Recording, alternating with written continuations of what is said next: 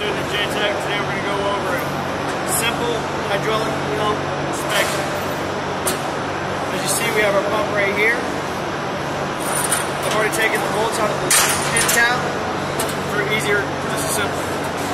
So what you want to do is you want to pull the end cap off, and as you see, the gear came out with it. First thing we're going to do is inspect our end cap. As you can tell, there's no O-ring here, which there should be. If that's not there when you pull it apart for the inspection, you want to be sure to replace it. You also want to check for any major cracks, heat damage, anything like that. You want to inspect your seal, make sure it's still in good condition. If not, you'll want to replace it upon reassembly. Check for any cracking around your bolt holes. Then you want to come over here. As you see, we have our drive gear out, which is also our primary gear. You want to check your splines for any heat damage or cracks or excessive wear. If you see any symptoms of that, you'd want to replace this entire thing, because this is one assembly. Also check your shaft. Look for any heat damage or cracks or wear. Check your gear itself. Check the teeth for chunks missing, cracks, any heat damage. You want to do the same thing with your secondary gear. Check your shaft and your gear. Check any seals or anything, or any holes. Make sure they're not excessively worn out or overly large. Next, we're going to pull off. This is our valve, or our gear housing. You inspect your gear housing for any holes, excessive heat damage, wear, abnormal wear. In which case, if you do have it, you can either replace it or choose to replace the entire pump. You want to check your dowel pins for any damage, cracks. Make sure they're still usable. If not, you'd want to replace these as well. You have your spacer plate.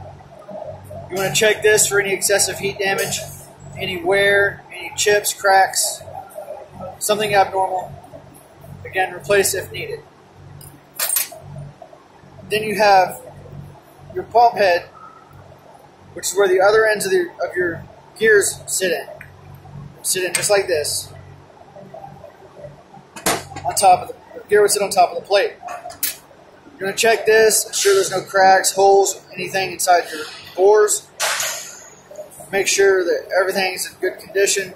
As you can see, we're missing an O-ring right here, which you'd want to replace. Check for any major damage, cracks, broken welds, splits, maybe like busted threading, stripped out threading. If any of those conditions occur, you want to look into replacing it if you cannot fix it. 9 times out of 10, it's usually cheaper to replace than it is to rebuild.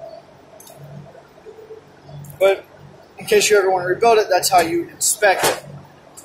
Now we're going to put it back together. Take our dowel pins.